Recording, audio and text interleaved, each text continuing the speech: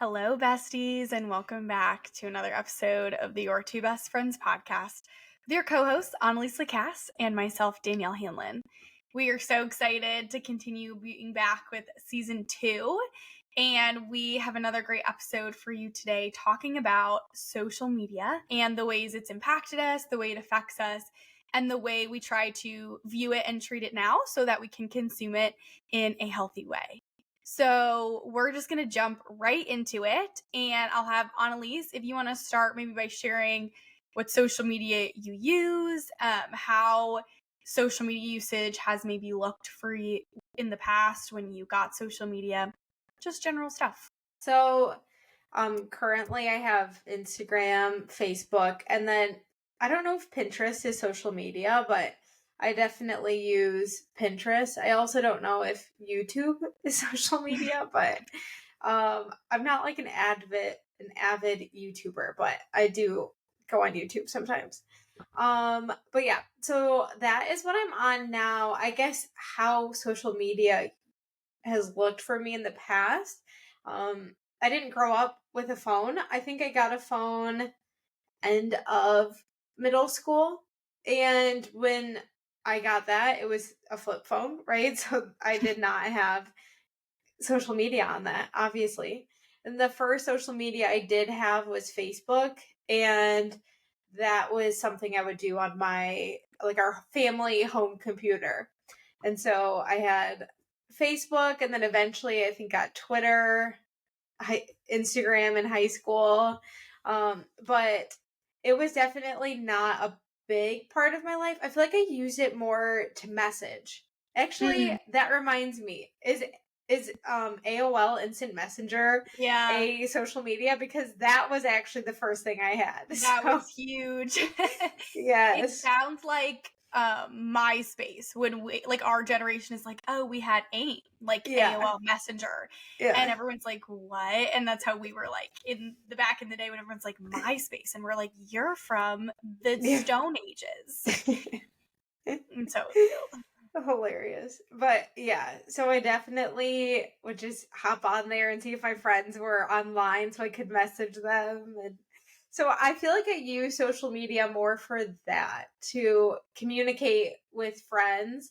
I would post some on Facebook, but then again, it was like really cringy statuses, like I don't know, just missed the school bus. Like no one needs to know that, but it has definitely evolved, and it has changed. And social media, I feel like, is a lot more image centered and video centered instead of just like little posts about how you're feeling and what you're doing. So, yeah. How about you? What social media platforms are you on? What does that look like for you in the past? Yeah, I think I got the first social media I got was a Facebook. And it was actually like a secret. Like my parents did not let us have a Facebook, but then one of my friends had a secret Facebook, and I was over her house and I made a secret account. And then I think I got an iPod Touch like back in the day because I had a flip phone also. And that's when I got Instagram and then Snapchat. I feel like I haven't used Snapchat in 1,000 years. But that was really big when I feel like we were in high school, especially. I mean, it's still pretty big now, but I feel like maybe for our age group, and it's not very big anymore. Yeah. But I definitely know teens will still use it a ton.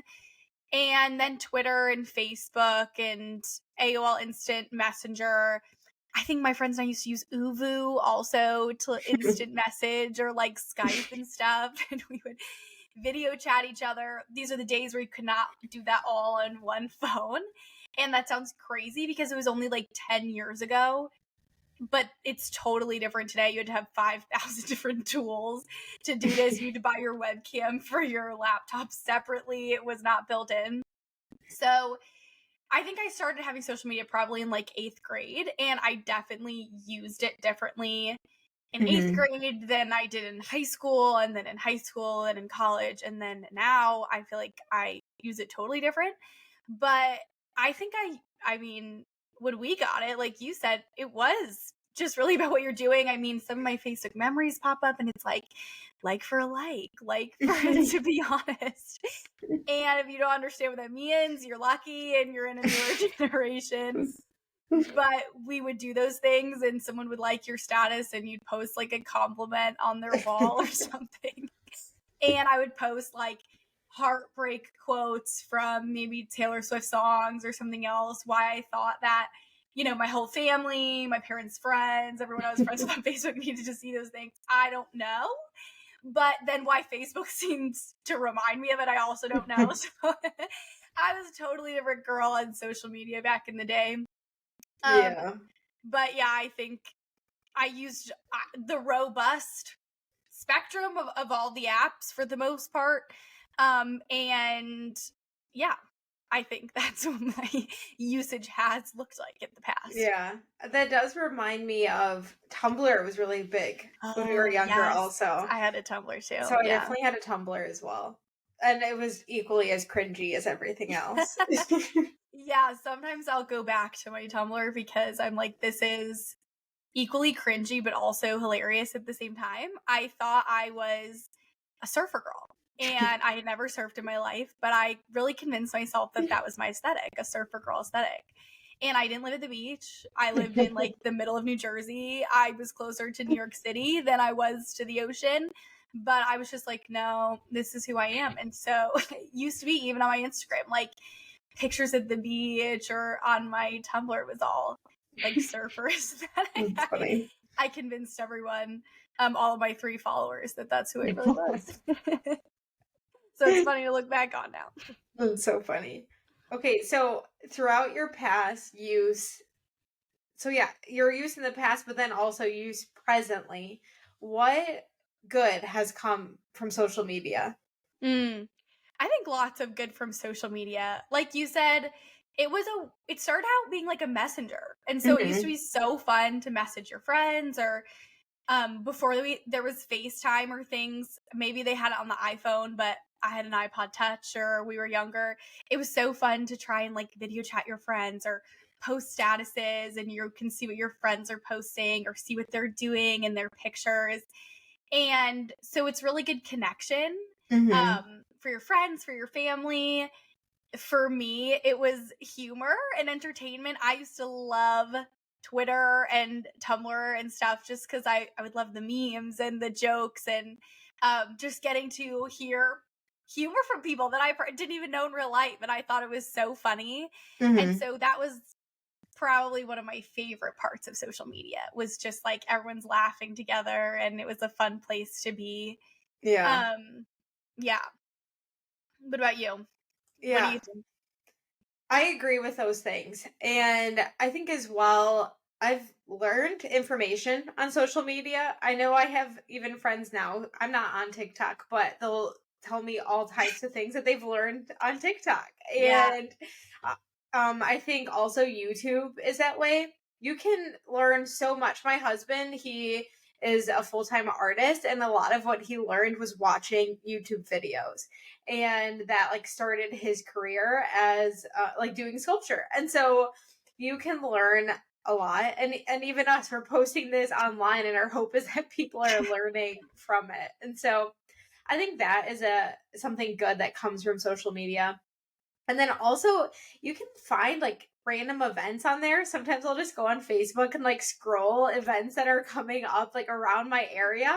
And I have found random concerts that I didn't know were happening, stuff like that. And also I got a job on social media. Someone just posted about this home for women that are trafficked, and they were looking for a resident advocate. And so I found one of my favorite jobs I've ever had. I just found on social media. So you can connect with people that maybe you wouldn't normally, and you can make connections like that, like a job connection. And then one other thing is that because social media, so many people are on social media, you can really reach a broad audience. And so that's really helpful for businesses or podcasts or someone who's creating something that wants to show the world. You can reach a large number of people. And so that's something that's really cool about social media.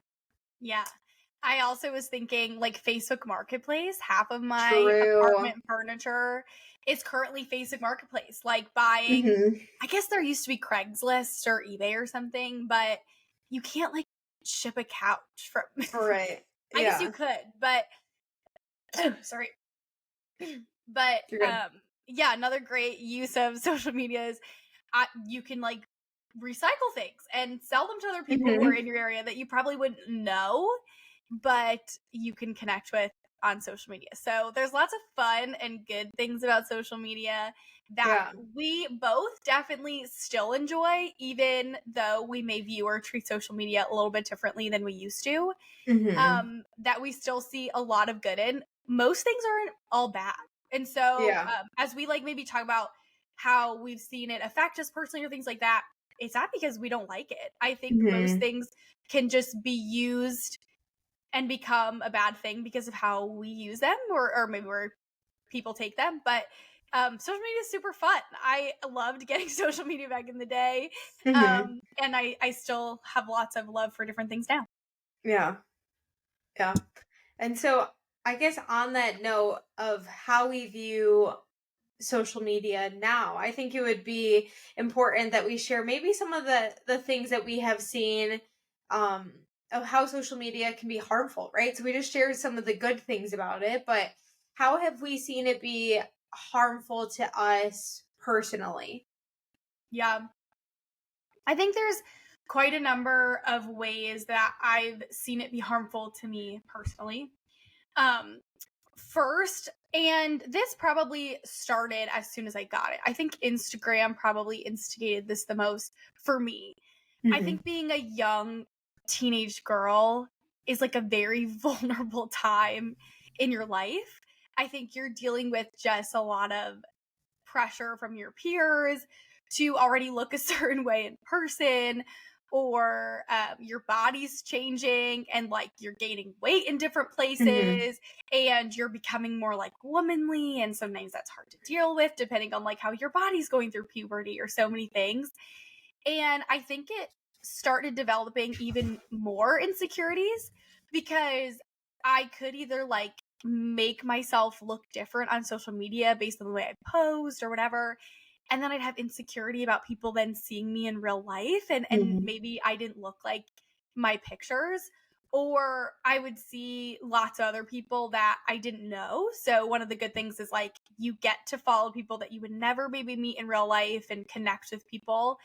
But then the bad thing is, I would see people I probably wouldn't ever have met in real life and compare myself to them, like my Hmm. body, my day to day life. And so, comparison and insecurity were one of maybe the biggest things that I've seen be very harmful through social media. Yeah.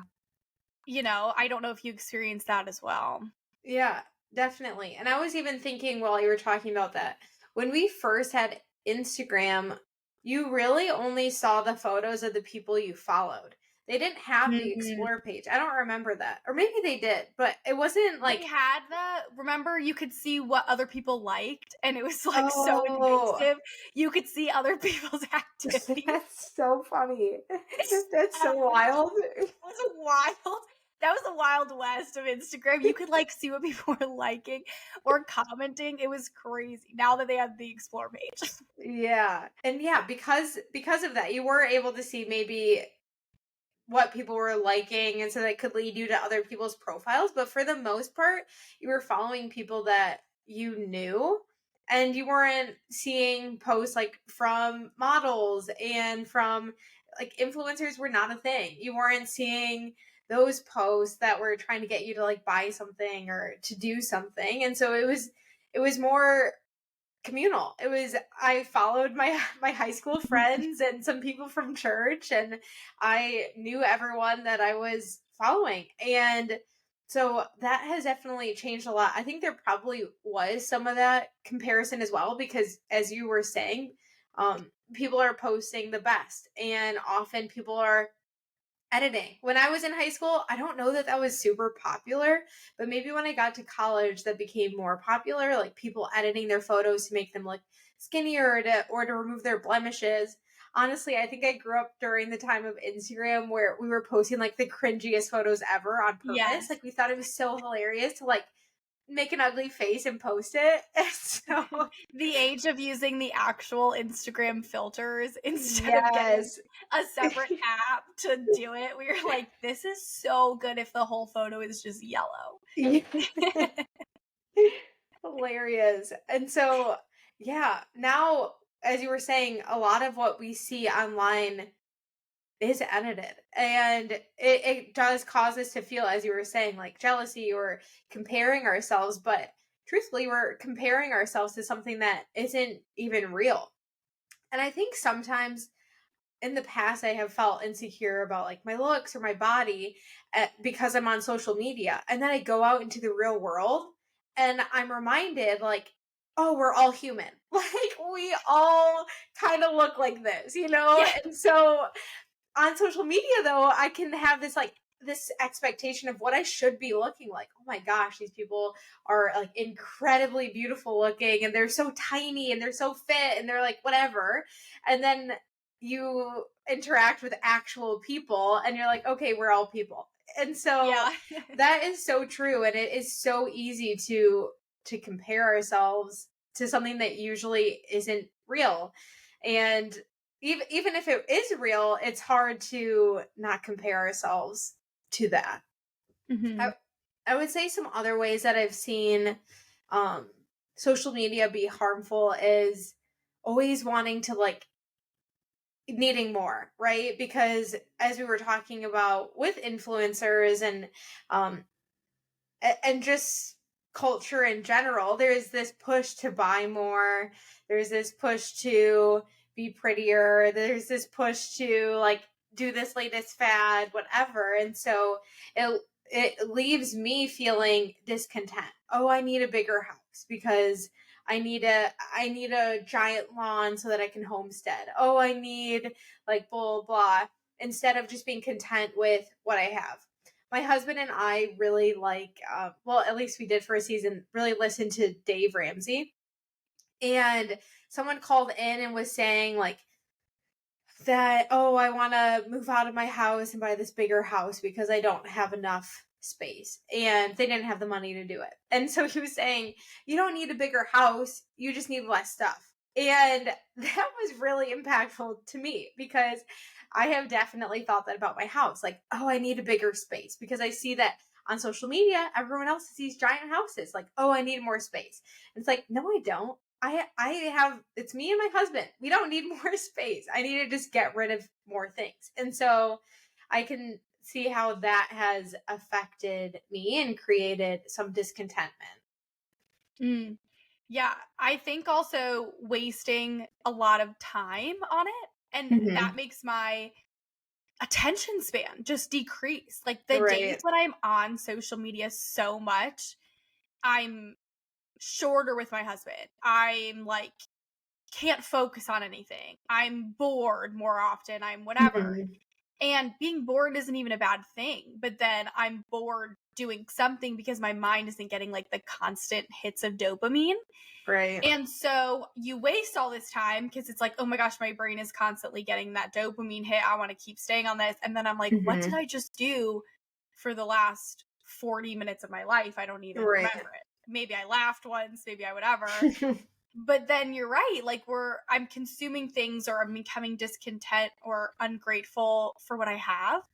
That's Hmm. another thing I've seen in myself where, you know, we're, a couple of years out of college and figuring out our career and doing different things. And um, social media sometimes convinces you that other people have it all figured out or everyone's living in these, like brand new houses or new apartments. And my husband and I are living in a normal apartment in a normal area, but it convinces you that everybody is, got all this money or everybody's Hmm. got like a big job or you're not where you're supposed to be. And I guess that goes back to a little bit of comparison as well, but it really just again kind of makes you discontent and ungrateful for what you have. And Yeah. then I'm not grateful for what the Lord has blessed me with or given me because I'm constantly like, oh, I need more, like you said. Like if I follow a fashion account, it's like, oh my Hmm. gosh, yeah, I need business casual streetwear. And then it's like, why? Like, why do I need that? But I'm like, no, I definitely need that. Like, everyone's wearing it. And then I don't even know where I'd wear something like that too. So that's something that I've really seen in myself. Another thing is, and you'll probably relate, I think most people, is the FOMO, especially with traveling. And I guess sometimes I think of myself that I'm like, I probably also feed into this. If you look at my Instagram feed, so nobody call me out. I'm going to call myself out. Okay. I do travel frequently. And so sometimes then when I see other people travel, I'm like, oh my gosh, how are they traveling? And then I'm like, they're probably thinking the same thing about me. But social media is like not the whole story. I travel a ton for my work and I travel internationally. So I actually build up a ton of miles frequently. So when you see me traveling, it's not because I'm spending $1 million on tickets or things. It's because I have miles and I travel a lot of places for either very cheap or free. And I also work at a hotel on the side as a side job. So I stay in hotels for very cheap too. So sometimes though, I guess if you don't know that about my life, then it's like, oh my goodness, she's able to do all these things. How does she do that? She's like 26 and she's traveling everywhere, but social media isn't real. You don't know those things, but it's because I have 2 jobs. And so I can do these things, but I also notice myself doing that to other people. And I have to remind myself, like, Danielle, you know your life, but it really does make you feel like, oh my goodness, they're going someplace I haven't gone. I need to go there, or I need to do all these things. And I'm like, it's okay. I have a long life ahead of me, hopefully. And I'm hopefully going to do those things. And it's also okay if I don't. Yeah. Yeah, I definitely have felt that. And I think for me, it's more so like seeing people hanging out. And then I'm like, ugh, well, like, why wasn't I invited? Or like, wish like I was hanging out with people. And so I think that is the biggest like FOMO that I feel. And it is interesting because so before social media, you had no clue, like when you were being left out. There's something nice about that. And so now when you find out, it just is like, oh, that's sad. And sometimes like ignorance is bliss. You don't really want to know when you're being left out.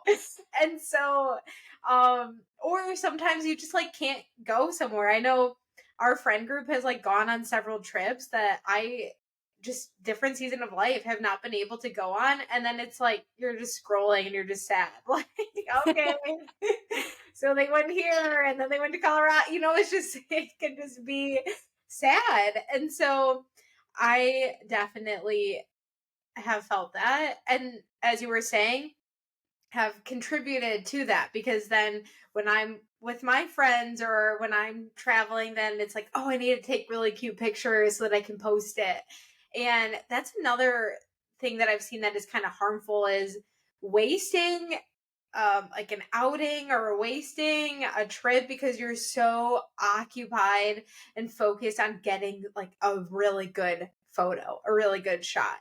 And it's dumb because who cares? Just actually enjoy the moment instead of taking a picture pretending you're enjoying the moment. And so, yeah, that is something that I've seen in myself. Or going places because of the aesthetic. Like, yeah. I've said it before, I've been guilty, but it's like, oh, we could go here because it'd be really cute for Instagram, like a breakfast place or a coffee place. That's the dumbest reason to go anywhere ever. Or how many places I probably haven't tried that maybe have good food or good coffee because I'm like, the aesthetic is off. Who do I think I am?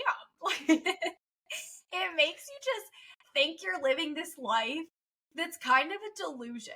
Like, if I look at my Instagram feed, I'm like, wow, she's so cool. And she travels and she's always really happy. And she has like lots of friends and she's whatever. And then I'm like, my life does not look like that every single day. And so, yeah, it's just like a delusional life. And so I think like that's one of the things that's harmful, but also like I've contributed myself because I've wanted to also contribute to that. I'm like, oh, I want people to think this of me. And so, yeah, it's like buying, we talked about this in our first ever episode when we dropped shopping, but like buying clothes just for an Instagram picture, going places just for an Instagram picture. Like you said, not enjoying things just because, you know, you're trying to get the perfect photo, or like you're in the moment, but you're so much more worried about like getting a video of the moment that you're not actually present. Yeah. And I think it's made me like not present in so many different things in my life that I will never ever watch the video from ever. So it's like, what's the point of this? It's like when people post videos of fireworks. Like, nobody watches that. Nobody watches it with the sound on. Or concerts. Concert videos. Nobody watches that. Like, no one watches it. And will you ever go back and listen to it? Oh, the audio quality is horrible. And you might as well just listen to the artist's actual song. Right. But in those moments, it feels necessary to whip out the camera. Because it's like people have to know that this is something I'm doing. And I'm like, why?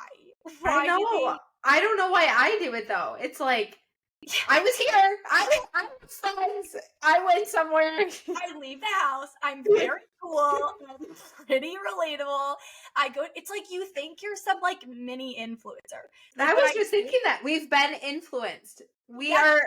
Why are we doing this? We're not influencers. Like 1,000 followers, and I'm pretty sure every time I post something, I lose them by the day. I think it's like people forget they're following me, and then I'll post something once in a blue moon, and they're like, "Whoa, that's something I intended to not to continue." And I just think, like, no, this is something the audience really wants to see. Who's the audience? You? Yeah. Me and my mother-in-law. You know, it's honestly Annalise and Jenny Lacasse, her mother-in-law. Those are my two friends on Instagram that will respond. And I'm like, what's this all about? They don't care what I post. Probably told them in person what I'm doing. So it really just makes you think you're like living this life, which is super hilarious. But also in 20 years, I'm going to look back and be like, why did I waste my 20s just trying to pretend I was someone on social media that I'm not? Yeah. I think even with this podcast, it's like, it's not social media. But I had one of my friends say to me, like, I was telling her about like a struggle. I think it was talking about like our episode and what Annalise and I were going through, like when we didn't feel God. And she was like, oh, like that's really good to hear, because it seems like from your social media, you guys would never struggle with something spiritual. Yeah. And I was like, oh, that is not the case. Wait till you hear the episode where we're saying we cried every day for 2 years. But then it's the aesthetic post of the Bible in the sun with a pen and like a cup of coffee. And most of my quiet times are me just crying on this exact couch, if you're watching this on YouTube, and being like, God, what is happening? I don't understand. Yeah, that is so real. I do remember one of my college roommates saying that before she met me, she like was looking at my social media and she was like, I really thought you were perfect. And then she's like, and then I met you.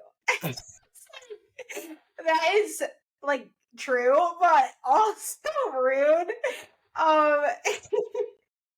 But it is true. Like we're trying to give off this air that we're perfect, truly, because why post a picture if it's not aesthetic, or like why post whatever if it's not showing that I'm having a good time? And so we've definitely like have given into this like this culture that social media has created. Yeah, it's really true, and we see so many ways it has affected us in our life. I think as a young teen it affected me, but I can't even imagine being a teenager now. Yeah. Because I feel like that was such a vulnerable time in my life.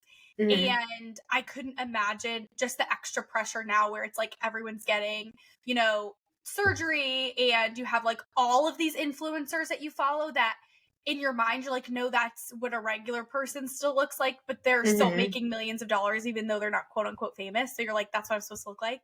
And then like you said, you go out into the real world and people have real bodies and like real things, and they're like, you know, like people will say to me when they see me in person, they're like, you are so short.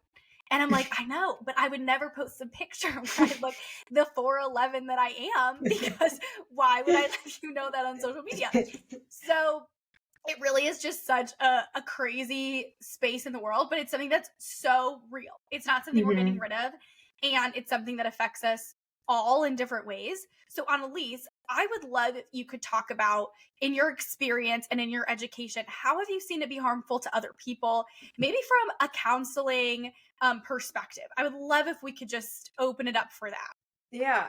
And so something that you already talked about a little bit, but those likes, the comments, the notifications we receive, those release dopamine, right? It makes us feel good. When we post a picture, post a story, and we see that people are commenting or people are responding, we feel good. And so if we feel good, we often want to do that thing again. And so then maybe in a couple of days we'll post again because we want to feel that good, because when we get off social media, or maybe when we've been scrolling for a while, it starts making us feel down, and then we just want to feel good again. And so it is this cycle, and it was created this way on purpose. And so I don't know if you've ever heard of the documentary Social Dilemma. It's on Netflix.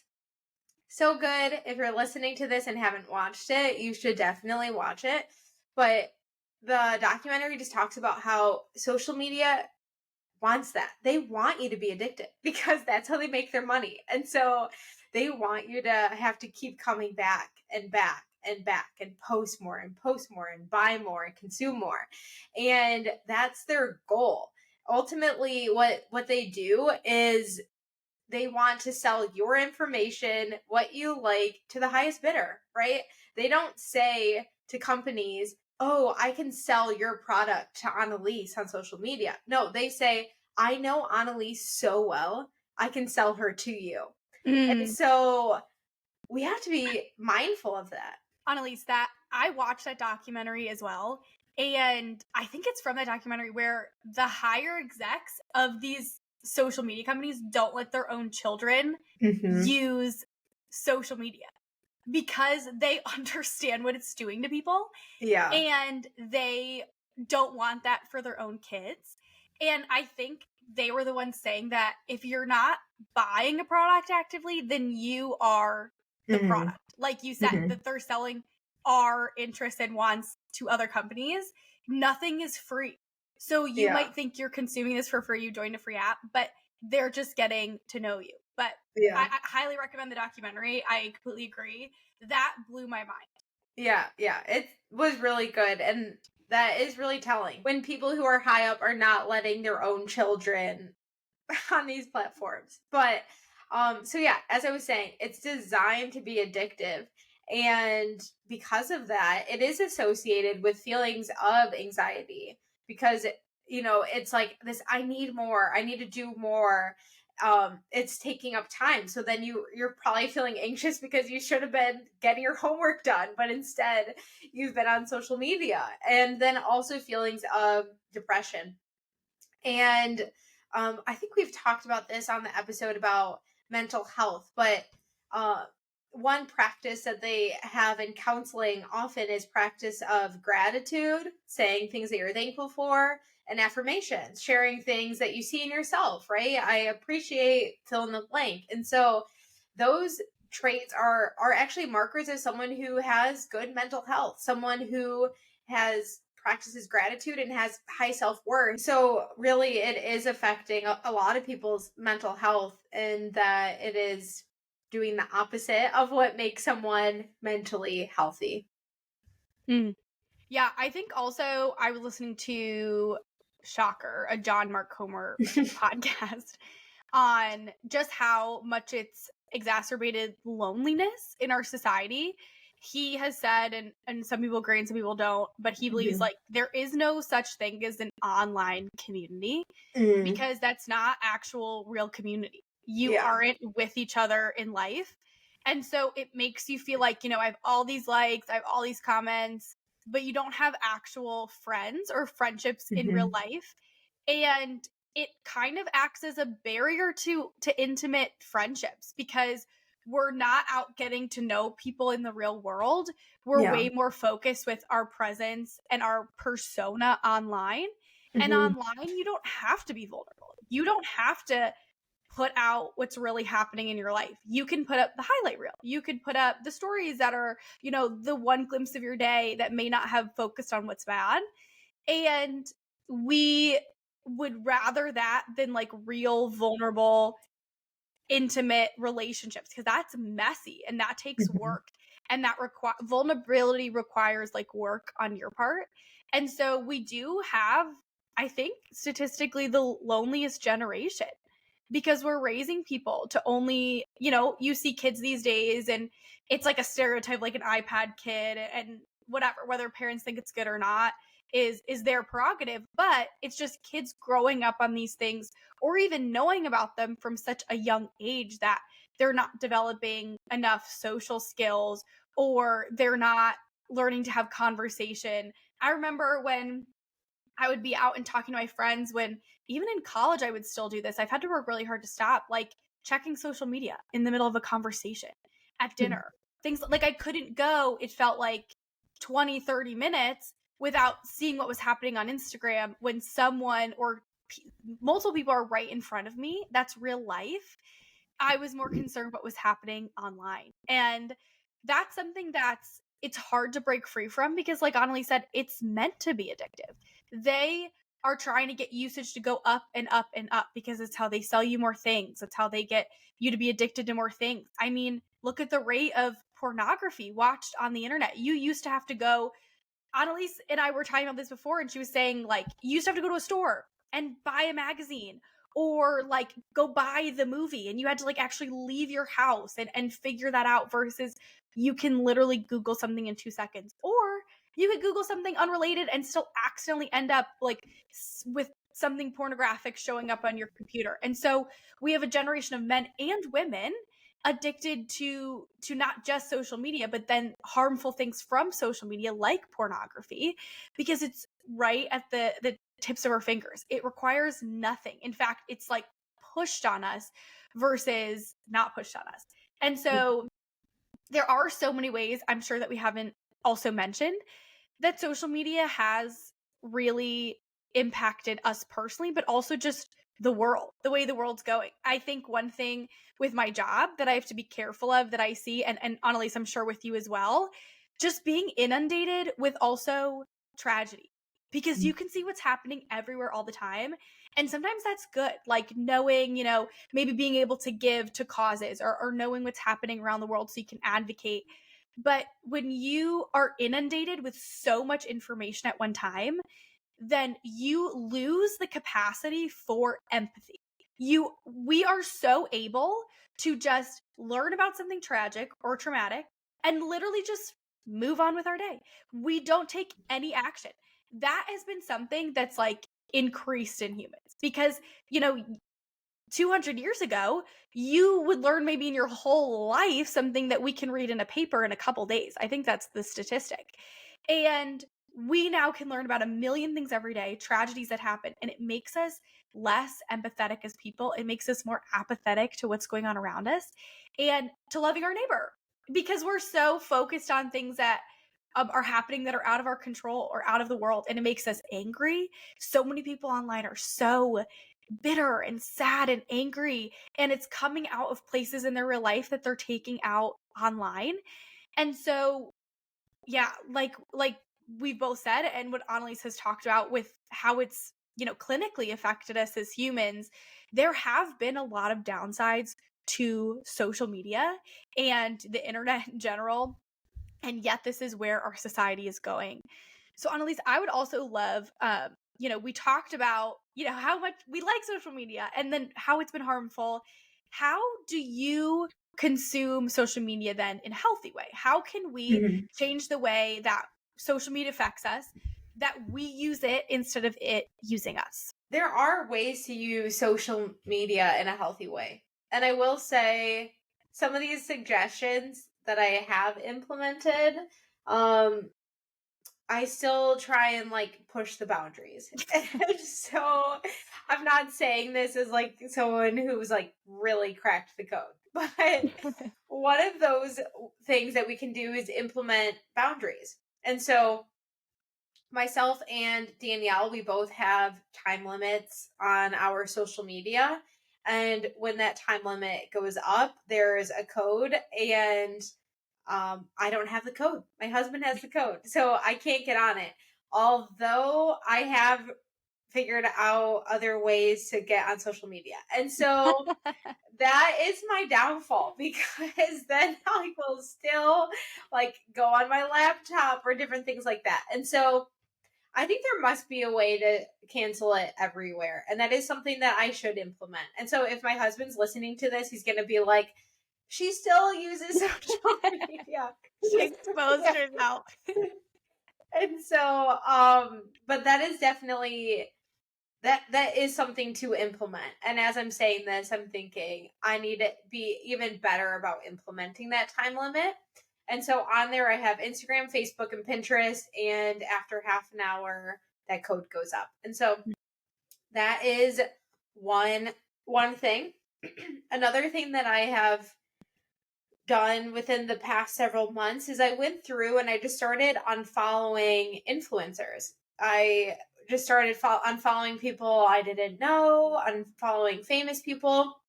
I will say that I have followed back like some Christian famous people like Jackie Hill Perry, and I think maybe Christine Kane. And I also follow some accounts that show you how to create like recipes or how to sew things. And I did this though because I didn't want those feelings of inferiority or comparing my life to other people's lives that I don't know. And so now I know the people that I follow, or it's people that I want the information that they're sharing. And so I think just being really intentional about the people that you're following. And there's also on Instagram, there's this little setting. You have to do it every time you scroll, but you can change it so that your feed is only people you follow. Because I know sometimes they'll like throw in random stuff. And so you can switch that. But unfortunately, you can't just like make that the setting always. You just have to redo it every time. Mhm. What about you, Danielle? What are some things that you've implemented to maybe like safeguards when it comes to social media? There are a few things that I've had to do to be able to interact with social media in a healthy way. And like Annalie said, I'm still working on it. It also is like a vicious cycle I've noticed in myself, where it's like I use social media, then I need more safeguards because I see it coming out in my life. But then when I don't use social media, like I don't want to use social media more. But when I use social media, I want to use social media more. So one of the things that has helped is taking frequent social media just breaks, just abstaining from social media as a whole. At first, it's really hard because like it's supposed to be addicting. So we are on some level addicted to it. If you look at your screen time, that is a very sobering fact, because you don't even notice it. And then it's like you have 9 hours of screen time. That is a horrific thing that I've seen in myself. So that is like a sobering statistic that has really just made me reevaluate what I'm doing, because I'm like, what am I actually doing with this screen's not real. And I stare at the small screen. Well, then I watch a big screen, or I'm on a like it's just screens in front of my face all the time. And that was something that was just really hard for me to like accept, that that's what I was doing with my life, just being on something that wasn't real.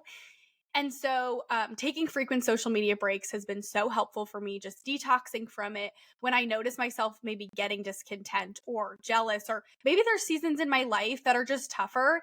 And it's harder for me to just look at things on social media that seem perfectly fine. You know, we all know nobody's life is perfect, but it's hard to sometimes remember when you are looking at a life or a feed that seems perfect. And so some seasons of my life, I just know I need to be off social media. When Annalise and I went a whole year without shopping, I knew the first month I couldn't be on social. I couldn't do it because I know myself, and I was like, that's going to be so tempting to want to buy things.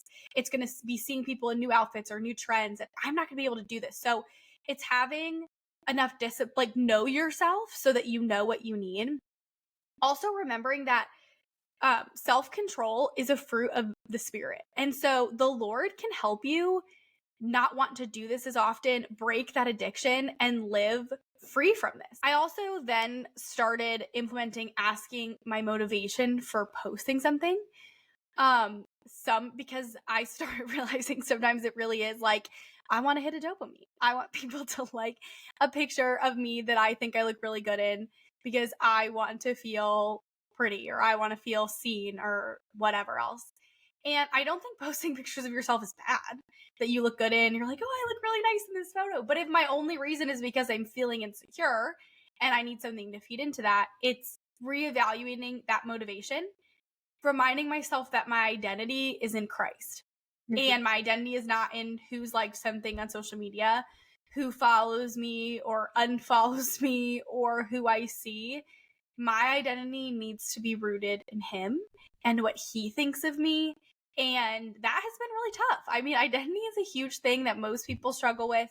I still struggle with like viewing myself the way God views me and also seeing what he thinks is important. So, Annalise, as we kind of round out this episode and we talked about different ways that you can set boundaries or maybe tips that have helped us, reframe the way we think about this. How have you seen this affect you? Setting those boundaries, reshaping the way we view social media and ourselves using social media. What have you been able to see change in your life? Yeah. And so some of this stuff we have already talked about, but less desire to consume and feeling more content with what I have and my relationships and things like that. And another thing would be just more self-confidence, that because I'm not comparing myself to other people, that I'm able to appreciate where I am in life. I'm able to appreciate what the Lord has blessed me with, the way that I look, all of these things. And so I feel like those are a couple ways that these boundaries have helped me. How about you? Yeah, I think lots of good ways. I think first, I think it's allowed me to enjoy social media as it's intended and being able to use it for funny things again or sweet things, or if someone posts like a worship song that I find out about or a good podcast or good things like that, it's allowed me to use that in a normal way. Also living slower. That's something that my husband and I have been really focused on the last 2 years. Just slowing down our life, not being in such a hurry. And social media, even if it's not making me hurried physically, makes my brain feel hurried all the time because it's so used to getting that dopamine. I can just scroll for the next hit. And so when I have boundaries on it or when I'm taking a break, my brain can move slower and it's more content. And I'm happier in the mundane of life instead of feeling like everything has to be so exciting or new, or I have to go to a new place or be out at another restaurant or do all these things that are good in moderation, but I can live normally, I feel like. And so I've loved that. I think I'm also kinder. I think when I'm consuming all day and my head is in a totally different space, I'm shorter with my husband, or just not as focused on like who I want to be.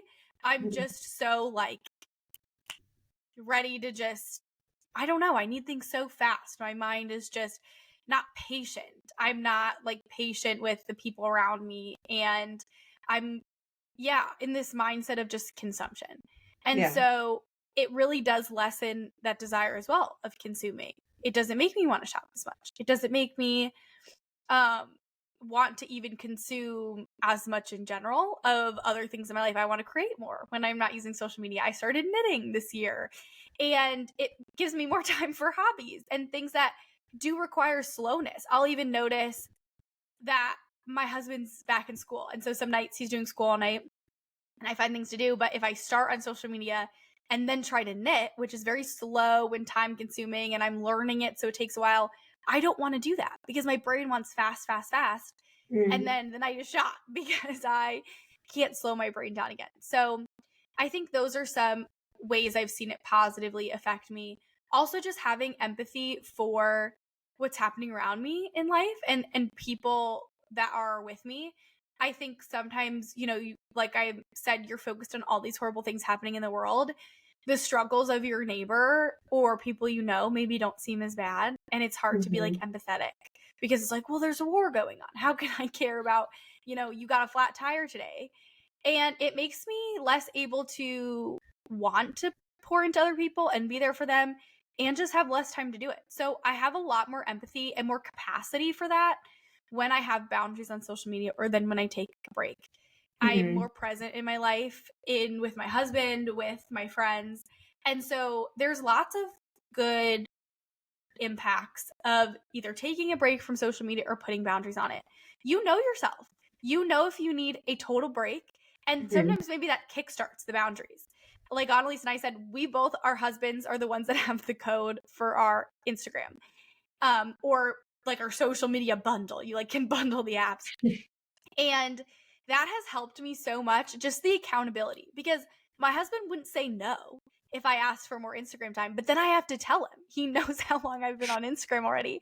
And then he knows that it's going to be like another 40 minutes. And that's kind of embarrassing because I'm like, wow, that is a lot of time. So it's kind of this extra layer of accountability where I'm like, I actually have to think about if I want to spend that much time on social media. Thank you so much for joining our episode today on social media, the ways we've seen it impact us, and some tips that we think might help you be able to consume it properly and not let it consume you. Remember, social media is not always real, and it's a fun thing. It allows us to connect with people and across the globe and people we would never meet before in real life, and those are wonderful, wonderful things, but we don't want it to make us insecure or compare or are jealous. And so pray about your usage on social media. I'd encourage you to bring that to the Lord.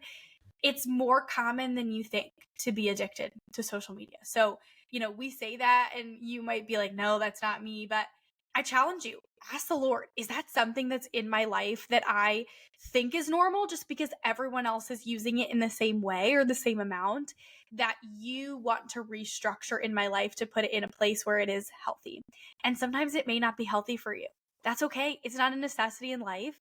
You don't need it to have friends. You're not going to miss out on anything if you're not seeing what people post. I mean, sometimes I guess if people get engaged or married, but if you don't know about it, then you're probably not that close with them anyway, to be honest. So I would just say, like, we just think we have the right to know about so many people's things. It's funny, but it's true. It is totally true. It's like in my brain, I'm like, well, how am I not going to know about this milestone in that person's life? And I'm like, am I ever going to speak to them again that I need to know about? All these things are happening. Like, that's great, but like, does it impact my life at all? Does it make me want to gossip about it or something? You know what I mean? Like, what is it doing to me that I feel like I couldn't miss if this thing happened? So just bring that to the Lord. I mean, always question things that are maybe normalized to us. That are like, maybe that's not totally normal. We don't have to live like this, and it's a better way. Annalise and I have seen really, really positive changes from this. We've seen our lives kind of open up, more capacity for real life friendships and relationships and deeper and intimate friendships than ever before. So we want to encourage you with that. And thank you for tuning in to another episode of the Your Two Best Friends podcast. We'll see you guys next week.